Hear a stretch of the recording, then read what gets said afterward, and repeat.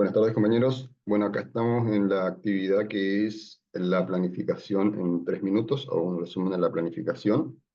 Primero quiero decir que esto, bueno, como ya sabemos y ya lo he dicho anteriormente, yo he sido docente durante 20 años, más de 20 años, en el cual he sido JTP de la Facultad de Medicina, y he ejercido la docencia en forma empírica, digamos. Muchas de las cosas que hemos visto en planificación uno lo hacía o uno lo reclamaba o uno veía las fallas, digamos, pero le pasaba por alto, digamos, que esto existía realmente. O sea, o sabíamos que había planificación, pero no le prestábamos atención, digamos. Veníamos, dábamos nuestra clase, de las cosas que sabíamos, de las cosas que hacíamos, de la forma que aprendimos y de la forma que nos parecían que los alumnos debían entender. Y nos íbamos a nuestra casa.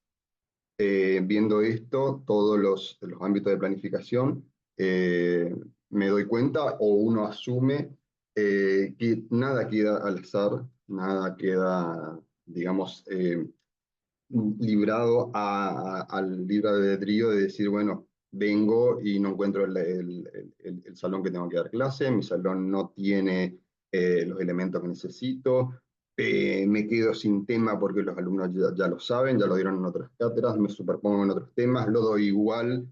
Cuando evalúo lo que me parece que sabe el alumno o no. Hay mucho digamos, de nuestra impronta personal de decir, bueno, este alumno es bueno y debe aprobar, y este alumno no me gusta y no debe aprobar, no tenemos criterio de evaluación. Bueno, haciendo esta breve introducción, paso a desarrollar las actividades que hicimos, la actividad de 3, 4, 2, 3 y 4, que sería la planificación del programa de la materia, la planificación de la unidad didáctica y la planificación de una clase específica.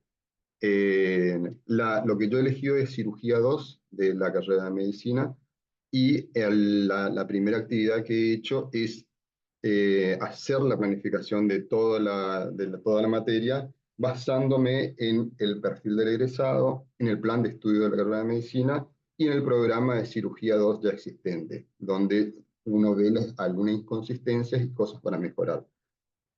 Eso se hace la planificación de todo el año, se dan competencias generales que puede tener el alumno, como por ejemplo el alumno, digamos, el alumno debe saber diagnosticar y realizar los estudios comparativos de los estudios complementarios o interpretar estudios complementarios. Es muy general lo que se da en una planificación de un programa. Luego se dan los contenidos mínimos que deben tener, se programa todo el año, solo es una materia semestral, se divide en 3 módulos, en un tema digestivo que tienen 10 semanas, tema de tórax que tienen 3 semanas, y un tema de cuello tienen 2 semanas. Y se hace la organización de estas 16 semanas que tenemos, porque es una materia semestral que se da en 4 meses. Eso es un pantallazo general, y ahora vamos a ver al final lo que también está en cada uno de esos, en el programa, la unidad y en la clase. La actividad 2, donde hacemos la unidad didáctica, ya nos restringimos a organizar un sector, y yo elegí el sector de tórax, que son 3 semanas, 3 clases y 3 temas grandes, digamos, ¿no? También ahí volvemos a repetir las mismas cosas que ahora vamos a ver. Y en la última actividad se planifica directamente una clase, que también elegí una de la clase de tórax, que es la primera clase, que es traumatismo torácico.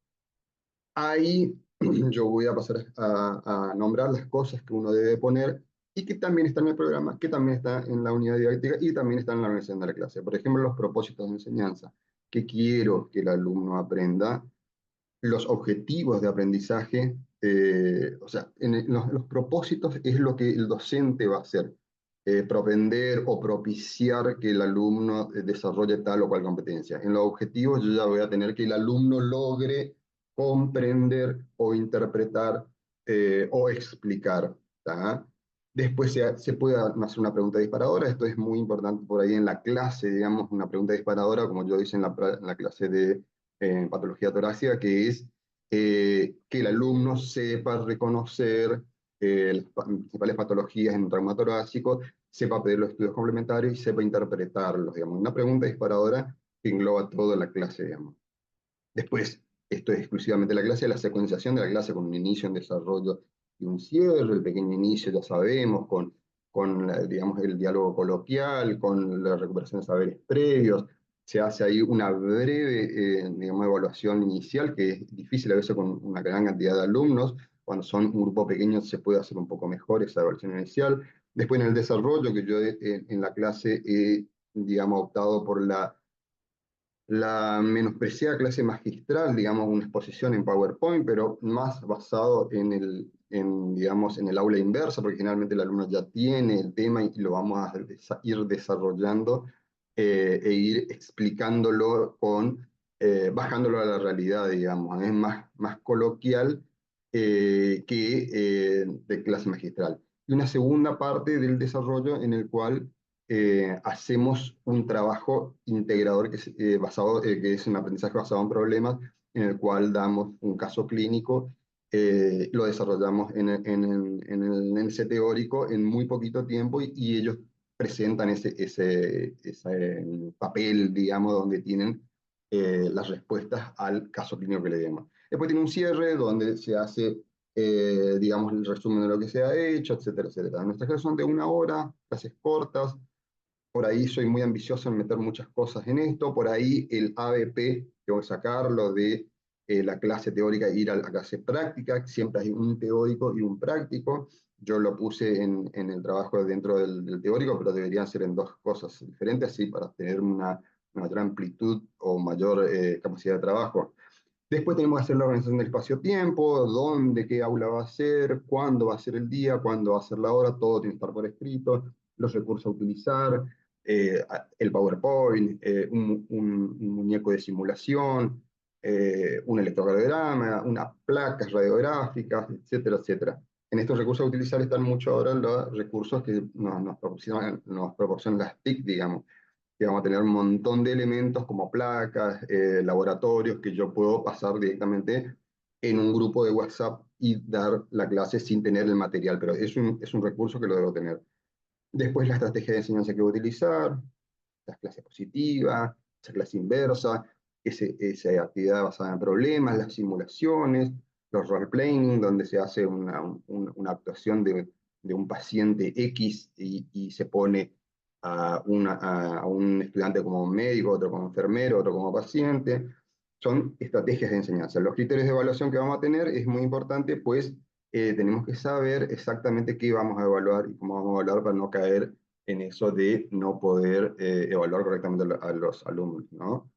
Y después están las bibliografías obligatorias, que son los textos clásicos, y la bibliografía ampliatoria. En la bibliografía ampliatoria he cometido también el sesgo de no tener nada fuera de lo que es un libro, digamos. Me he quedado ahí fuera del contexto del TIC, digamos. Hay que actualizarse y poner otras cosas, digamos. Un detalle más que es, cada vez que ponemos algo en la programación, debemos sacar algo. No puede ser un cajón desastre donde vamos poniendo cosas y vamos llenando cada vez de más contenido, ¿no? Siempre todo esto tiene que estar contextualizado, saber cuál es la materia, cuál es la carrera, cuál es el año, cuál es la carga horaria que tiene, en cada una de estas programaciones, en qué semestre está, si es presencial o es virtual, y algunos otros más datos digamos, del contexto, digamos. Bueno, muchas gracias por la atención. Hasta luego.